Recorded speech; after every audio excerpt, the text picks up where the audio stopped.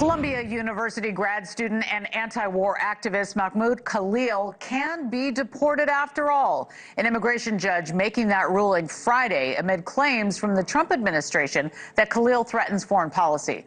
Lawyers for Khalil vowing to challenge his potential deportation. Take a listen.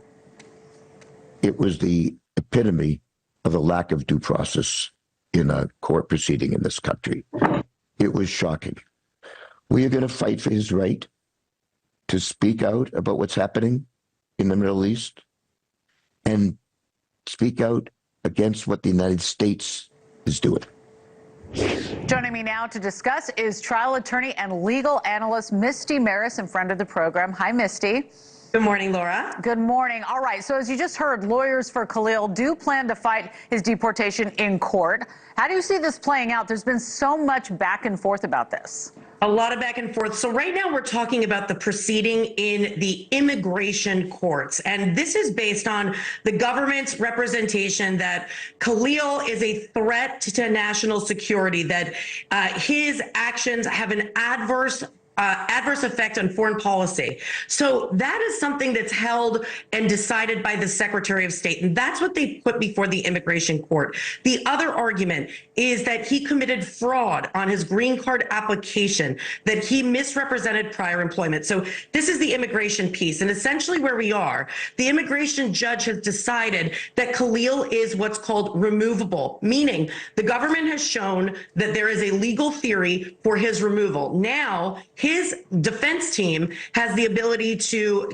contest this by April 23rd. They're going to make another submission. But Laura, if you're asking what this looks like down the road, this is going to be multiple hearings and potentially appeals, because what the Trump administration is using is the Immigration and Nationality Act. It's a rarely invoked act, which puts a lot of power in the Secretary of State and his discretion. So this is going to be an issue that we could see going to the Supreme Court. You know, NewsNation spoke with Immigration and Customs Enforcement Director under President Obama, Sarah Salanda, earlier. Here's what she had to say about the court taking on this case. Let's take a listen. I think it's really a legitimate question is, are the immigration courts, who already have a tremendous burden in a backlog that has been amassing for years since I was director in 2014 up through when I left in 2017, are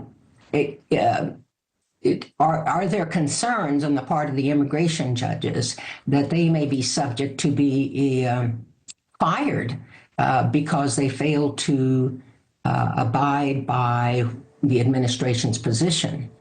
I mean, Misty, is that real, that the judge could be fired over this case and those like it?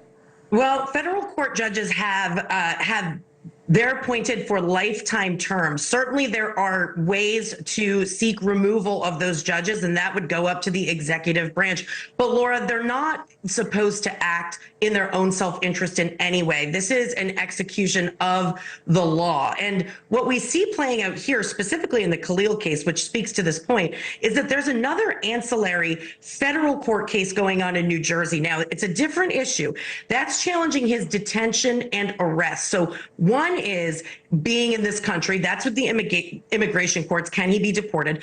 The other is challenging the legality of his arrest on the First Amendment grounds. That's playing out in Jersey federal court. Now, the judge right now is determining whether or not there is even jurisdiction for the federal court to step in. So it is a very complicated structure when it comes to immigration law and where that power lies. And that's why I say we may see some of these issues going all the way up to the Supreme Court, because it's all about the balance of power between the executive branch, legislative branch, and judicial branch. And we're seeing that time and time again with these immigration issues. You know, Misty, we've been following this story and covering the protests and what we're kind of riding this wave of how it's gone. Are you surprised at where we are now? Is it right where it should be in terms of his case?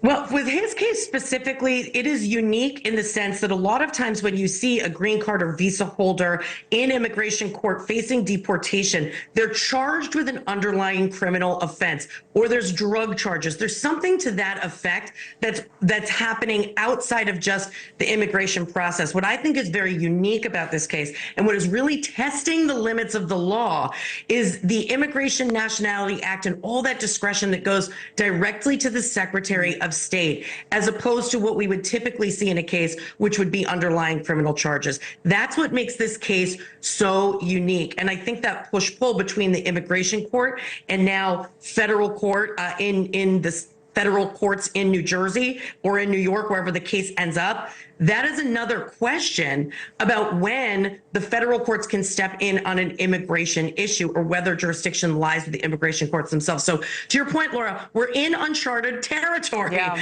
And we're really seeing how this is playing out, and it's going to impact a lot of other people once these precedents are set, which is why I think with this case, we're not going to have finality for a while. You're going to see a lot of appellate action. Yeah, we were just showing video of what's happening at Columbia University and all the protests. I've been there covering it, and it's very impassioned when you get out there on the streets listening to these sides argue this out. I also want to ask you, there's a separate federal court case in New Jersey over Khalil's arrest in March. So rewinding it a little bit here, lawyers say that his arrest violated his First Amendment rights on that. Could that case bog down the administration's efforts to have him deported? How does that play in?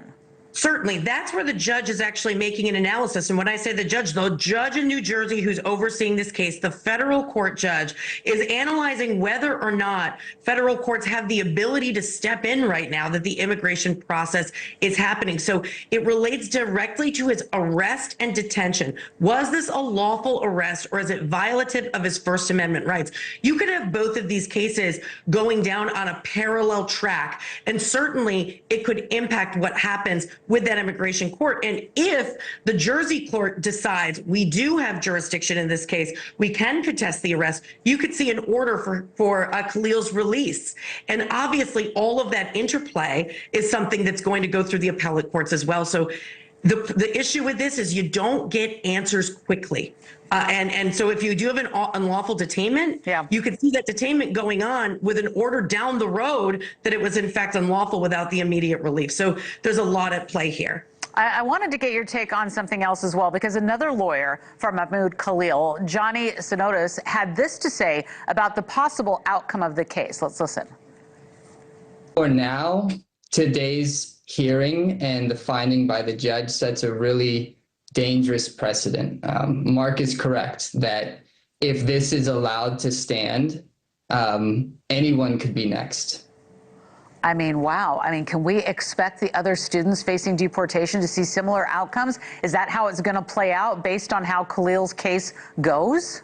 This is the concern for Khalil's defense and others who are similarly situated, because under this particular very, very rarely invoked act from 1952, so Cold War era, it gives so much discretion to the Secretary of State to make determinations about who is a threat to foreign policy. So when you think about that, Laura, the reason that that can be disturbing to those who are in that position is because there's so much discretion given to the Secretary of State that you're losing all of what has typically been presented in immigration courts on this issue, which is what we spoke about before, whether or not there's criminal charges, drug-related issues, fraud on applications. Those are all avenues that are typical.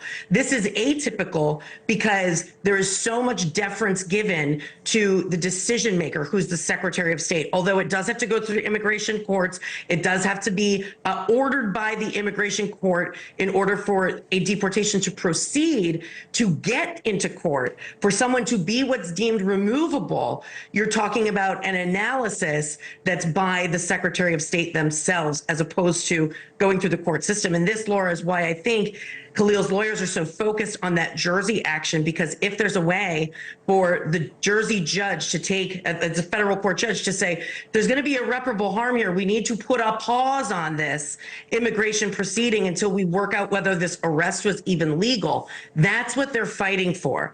And they're fighting for that precedent, which they believe will help protect others who are in this position. And Misty, as we go through all of the details of this case, I wanted to see if you could tell us, you know, so many people that are watching this, the people who are super invested, right, who are watching every twist and turn with this case, know what's going on. But for somebody who's watching this casually, I'm just wondering if you could explain to people why it matters overall, because this, I think you said it there, that is setting a precedent moving forward. But as people are watching this, people who might be sending their kids to one of these campuses, where something like this could happen and we could see it repeat itself over and over again. What is it that you tell people when they say, help me understand what this means to me, my family, and what my kids might be encountering in the future? Yes, so this in its simplest form, Laura, that's a great question. Its simplest form is that visa green card holders, they have different rights when it comes to the immigration law than U.S. citizens. And so there's different processes that are in place.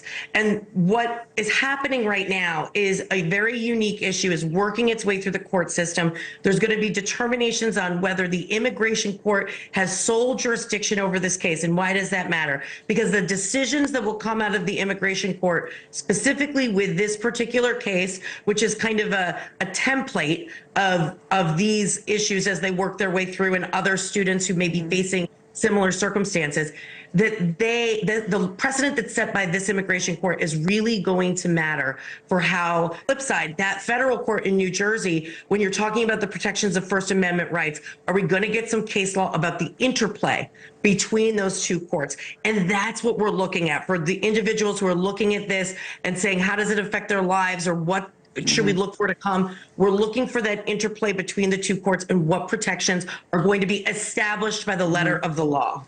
All right. Thank you so much, trial attorney and legal analyst Misty Marris, friend of the program, friend of mine. Thank you so much for joining us and explaining that in such great detail. We really appreciate it. Thank you, Laura. Always a pleasure.